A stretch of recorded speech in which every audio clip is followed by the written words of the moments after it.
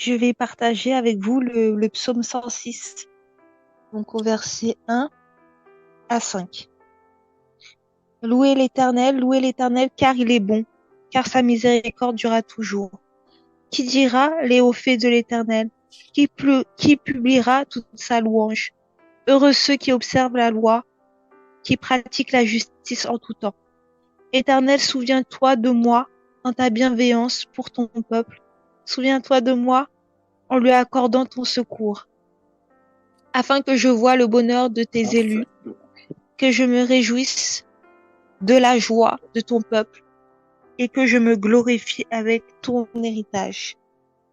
Donc vraiment que Dieu soit loué pour ses bienfaits, pour son amour et qu'on puisse toujours continuer à marcher dans toutes ses voies parce qu'il mérite vraiment qu'on le serve, qu'on le prie, qu'on consacre notre vie à lui parce qu'il est bon. C'est un Dieu qui pardonne, quelles que soient nos fautes, nos failles, nos faiblesses, il est là avec nous, à nous pardonner, à nous faire du bien, à nous accorder la pluie en son temps, à nous accorder les saisons, la vie, et vraiment qu'on soit reconnaissant et que chaque jour de nos vies, on puisse marcher dans ses voies, être heureux de marcher avec un cœur joyeux dans la présence de nos dieux, parce qu'il n'y a aucun autre Dieu qui soit comme lui. Bon, miséricordieux, compatissant, il est l'unique Dieu, bon, miséricordieux, compatissant, et qui nous fait du bien tout le temps. C'est l'Éternel, voilà, c'est notre Dieu.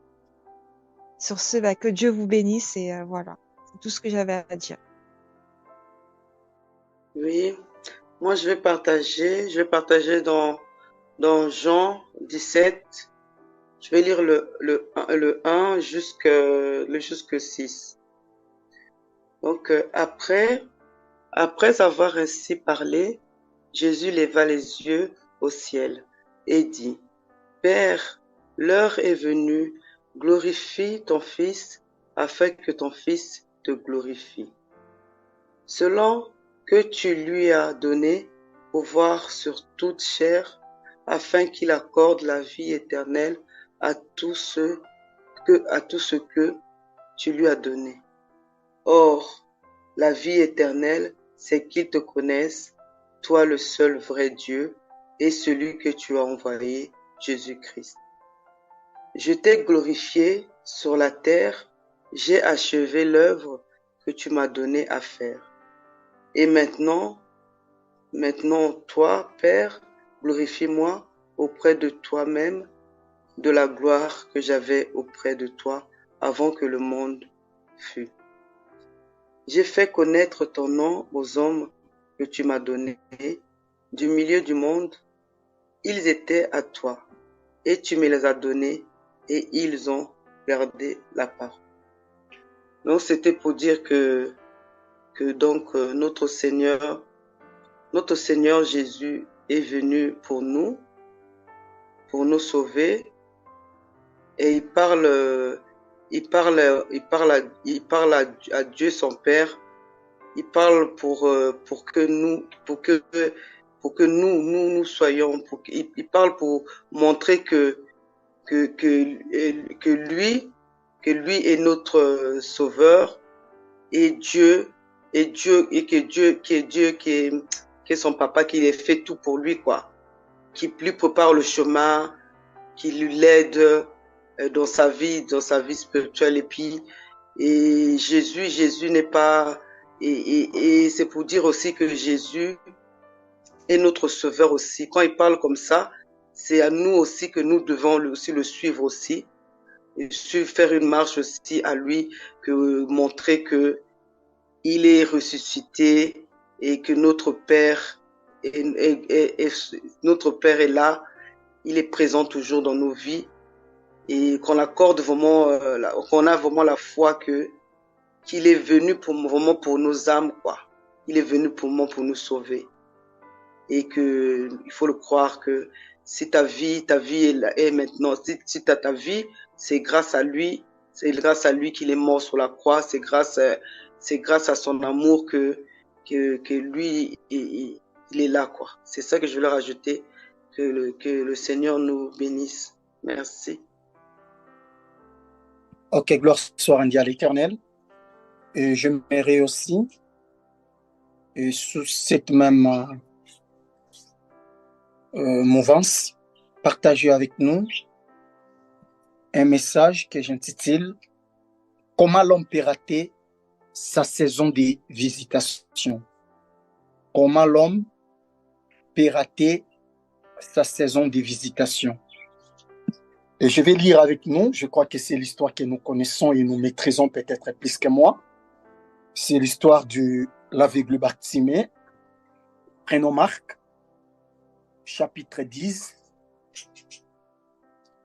46 à 52. Je lis au nom du Seigneur. Ils arrivèrent à Jéricho lorsque Jésus sortit de la ville avec ses disciples. Et une assez grande foule. Bartimée, le fils aveugle de Timée, était assis en train de mendier au bord du chemin. Il entendit que c'était Jésus de Nazareth et s'est mis à crier, « Fils de David, Jésus, aie pitié de moi. » Beaucoup les reprenaient pour les faire taire, mais il criait beaucoup plus fort, « Fils de David, aie pitié de moi. » Jésus s'arrêta et dit, « Appelez-le. » Ils appelèrent l'aveugle en lui disant, « Prends courage, lève-toi, il t'appelle. » L'aveugle jetant son manteau et s'éleva des bonds vers Jésus. Jésus prit la parole et lui dit, « Que veux-tu que je fasse pour toi? » Mon maître, lui répondit l'aveugle, « Que je retrouve la vie. » Jésus lui dit, « Va, ta foi t'a sauvé. » Aussitôt, il retrouva la vie et le suivit Jésus sur le chemin. Et je crois qu'il y a aussi d'autres passages qui parlent de cette même histoire. Il y a Matthieu chapitre 20, 29 à 34, et Luc 18, 35 à 43. Donc, il y en a d'autres qui parlaient, il y avait des aveugles, mais peu importe.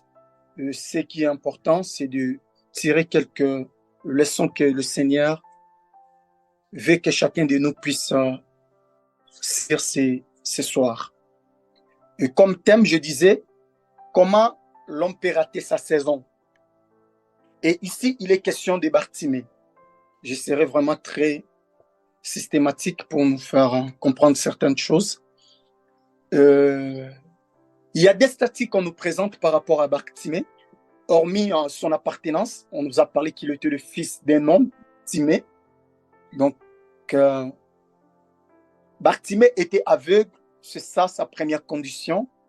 Deuxièmement, il était un mendiant. Donc, voilà les deux réalités qui étaient clés dans la vie de Bartimée. Il était à gauche mendiant, à droite aveugle. Alors, nous voulons nous servir de l'histoire de Bartimée. Bartimée n'a pas raté la saison.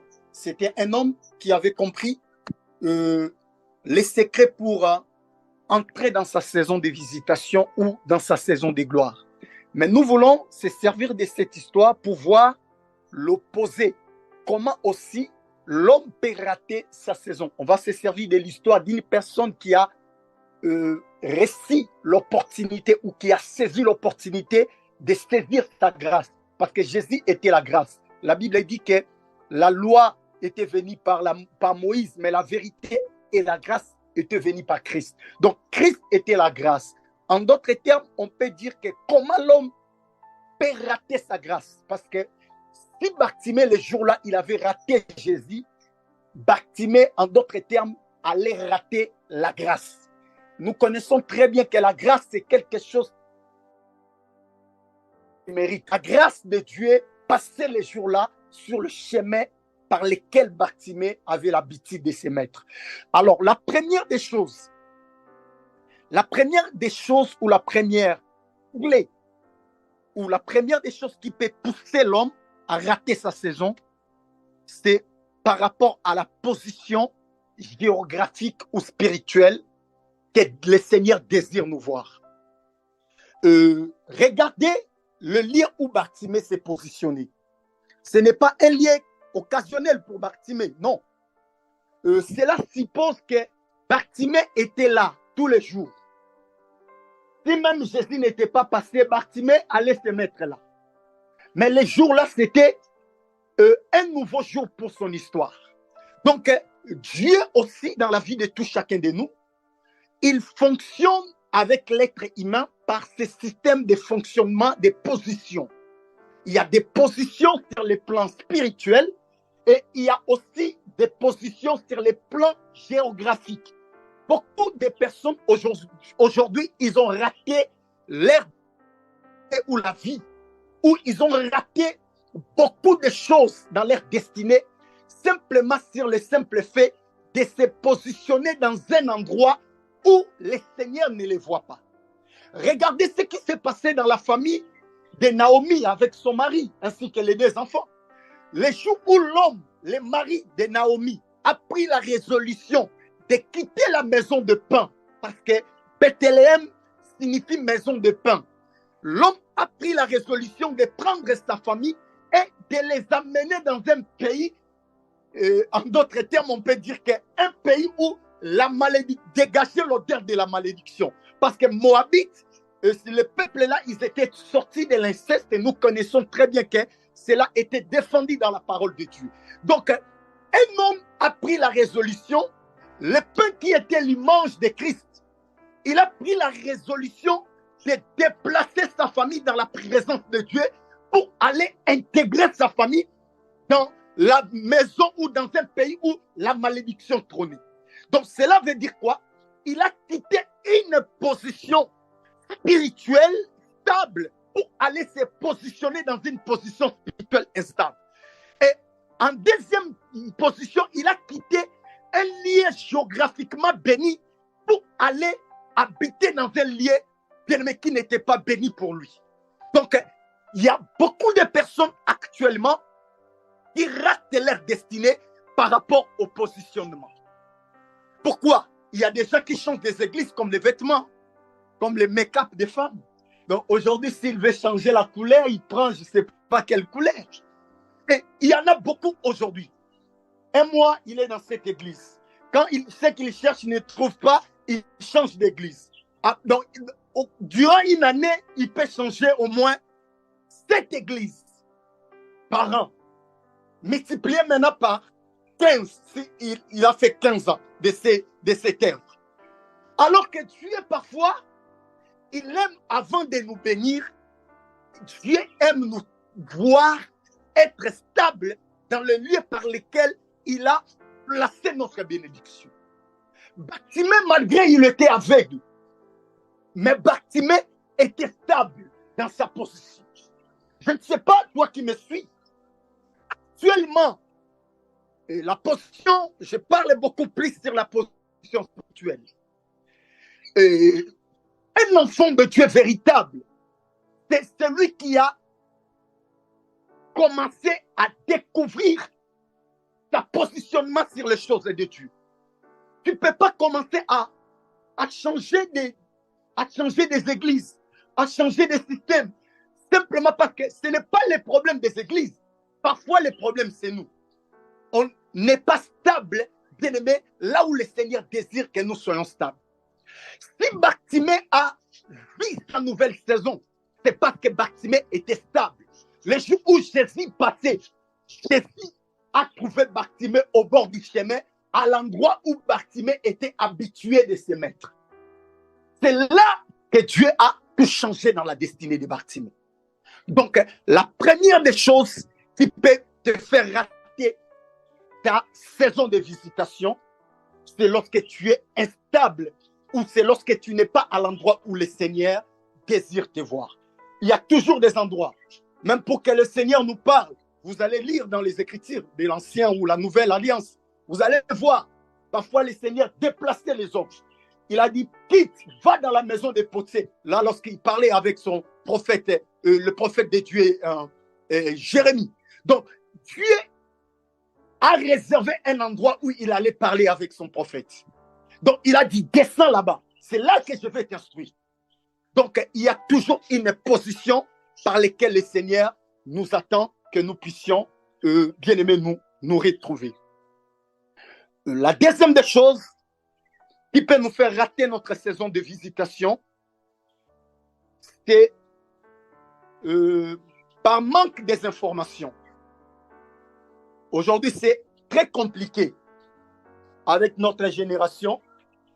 Les gens ont tendance à vivre tout comme les micro-ondes, tout rapide. Donc, on ne veut pas s'informer, on ne veut pas des informations, même ce qu'on nous met gratuit. Personne n'arrive, surtout les Africains que nous sommes, nous là, autres là. Nous avons un sérieux problème avec ces problèmes. On ne veut pas apprendre, on ne veut pas chercher les informations, on ne veut pas aller dans des conférences pour aller peut-être écouter quelque chose. On veut réussir comme ça sans pour autant payer le prix de la réussite. Donc, Bartimée, s'il a vu sa saison de visitation, c'est parce que Bartimée, il avait les informations nécessaires. Vous allez les voir. Hormis, les gens criaient. Bartimée a demandé qui passe là parce qu'il y avait un bruit. Les gens disent c'est Jésus de Nazareth. Mais lorsque Bartimée a crié, Bartimée n'a pas crié comme tout le monde. Donc, Bartimée, je crois que, hormis le fait d'être, parce qu'il n'est pas né aveugle, parce que la Bible a beaucoup précisé des situations, si quelqu'un était né aveugle, la Bible ne manquait pas de nous signaler que la personne était aveugle de naissance. Mais quant à Bartimée, vous allez voir, même par rapport à se dire que je vais retrouver la vie, c'est-à-dire qu'il voyait, mais à un moment donné, il était devenu aveugle. Je crois que quand il était stable dans sa position-là, je crois que Bartimée était instruit, ou son papa a envoyé Bartimée aller quand même apprendre sur le judaïsme, sur beaucoup de choses qui tournaient autour. Il connaissait très bien qu'il est écrit, à un moment donné, il y aura un Messie qui viendra pour sauver l'humanité. Bartimée connaissait cet homme, il connaissait les Écritures. Bartimée avait les informations, même ce que les disciples qui marchaient avec Jésus manquaient. Donc, Bartimée, ce qui a permis à Bartimée de vivre sa visitation, c'est parce que Bartimée avait des informations mais qu'il fallait. Parce qu'à un moment donné, lorsque nous marchons avec Dieu, Dieu devient exigeant par rapport à ce niveau des informations. Il y a des choses, il y a des portes que Dieu ouvre aux personnes bien instruites et bien informées par rapport à la saison auquel ils veulent se projeter. Il y a des moments où Dieu peut donner n'importe quoi à n'importe qui. Mais il y a des moments où, avant que tu puisses accéder à vivre certaines choses, tu dois payer aussi le prix de certaines choses. Donc, Bartimée, il avait beaucoup d'informations sur Jésus. Les informations même que l'entourage et la foule ne connaissaient pas sur Jésus. Malgré qu'ils les suivaient. Il y a beaucoup. Aujourd'hui, ils sont allés aux églises. Certains sont pasteurs, certains sont diacres, certains chantent, certains, c'est dans des départements d'intercession, c'est pas d'évangélisation. Il y en a beaucoup qui font beaucoup pour Jésus, mais qui n'ont pas les informations de la personne qui sert. Donc, Bartimée, il n'était pas dans cette typologie de ces disciples-là, où je suis un maître, je ne connais même pas son identité, je ne connais même pas ses croyances, je ne sais même pas son influence, je ne sais même pas il sort d'où. Bartimée connaissait la lignée de Jésus. Il a commencé à tracer par ces cris-là. Bartimée a tracé une lignée prophétique de Jésus. Donc cela suppose que Bartimée, il avait beaucoup d'informations sur Jésus. Donc c'est important, bien-aimés, si nous voulons vivre une saison où ceci, bien-aimé, notre visitation, il nous faut avoir beaucoup d'informations. Je pars en troisième position. Ce qui a fait vivre Bartimée sa nouvelle saison et qui fait aussi d'autres ne puissent pas vivre leur visitation, c'est la perte des voix extérieures. Parfois, ça m'a troublé en lisant. Je crois qu'au marché, la voix d'une personne au marché, c'est rien, ça n'influence pas les cris du marché, parce qu'au marché, il y a tellement le bruit. Mais comment une personne qui crie, parce que Jésus était un homme de foule, je crois que s'il marchait, il marchait dans des ruelles, dans des rues principales. Donc, il marchait dans des avenues pour des vastes, parce que regardez même l'image qu'on nous présente, il a nourri 5000 hommes sans compter des femmes et des enfants. Ils étaient combien? Donc Jésus, il marchait quand il vient.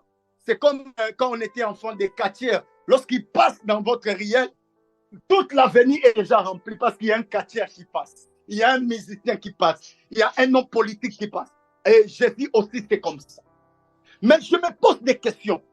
Comment la foule peut commencer à réprimander le Bartimée? Il dit qu'il dérange. Bartimée, comment Bartimée peut se taire? Comment un homme qui crie parmi tant de personnes, son cri peut être influent plus que la foule qui était là? Je me pose des questions à ce niveau. Bartimée, il n'avait pas peur de la voix extérieure. Lorsque les gens ont dit « Arrête-toi », arrête de crier. Bartimée, la Bible dit, il a encore amplifié la voix. Il a encore crié plus fort. Donc, cela veut dire qu'il y a des personnes aujourd'hui qui n'entrent pas dans leur saison de gloire parce qu'ils ont peur de ce que le monde va dire. Mon frère, ma sœur, le monde aura toujours de quoi à dire par rapport à ta vie. Même si tu crains jusqu'au point, au degré zéro, le monde trouvera toujours de quoi pour te critiquer. Même le Fils de Dieu, l'homme qui n'a ni menti en pensée, ni en parole, ni en acte. Mais on l'a traité d'un Belzéboul. Donc, c'est-à-dire que le monde aura toujours de quoi dire. Et il y a des moments donnés, ce qui est important pour nous, pour entrer ou accéder à certaines choses, c'est comprendre là où nous sommes entrés dans. Bartimée, il avait déjà un programme bien calé dans son esprit. Il a compris que ça, si je rate, c'est l'opportunité en or. C'est comme on me laisse un poteau vide et la foule est là, j'ai aussi les trophées qui m'attendent. Donc si je rate ça, je rate aussi ma gloire. Bartimée, on fait tout pour l'arrêter. Bartimée continue à crier. Regardez, hein, Jésus est un homme de foule. Comment les cris de Bartimée, comment il criait? Comment Bartimée criait? Il faut se poser cette question. Quels étaient les cris? Ces cris. Tellement fils de David. Comment ça peut... Ici, c'est de l'influence spirituelle de Bartimée qui jouait à ce niveau. Il y a des moments où, bien aimé, lorsque nous cherchons à aller plus loin, nous sommes dans l'obligation de payer le prix, de surmonter la perte de voix extérieure. Nous devons beaucoup plus faire confiance à la voix intérieure qu'à la voix extérieure. À l'extérieur, les gens l'arrêtaient, mais à l'intérieur de lui, Bartimée était déterminé pour vivre sa nouvelle saison. Je vais donner la dernière, qui n'est pas la dernière, mais pour aujourd'hui. La dernière des choses, c'est par manque de foi. Parfois, certaines personnes qui disent qu'ils ont la foi parce que projeté aux circonstances ou aux situations qui demandent que la foi soit manifestée. Parfois, tu as la foi, tu dis, tu as la foi, j'ai la foi, j'ai la foi.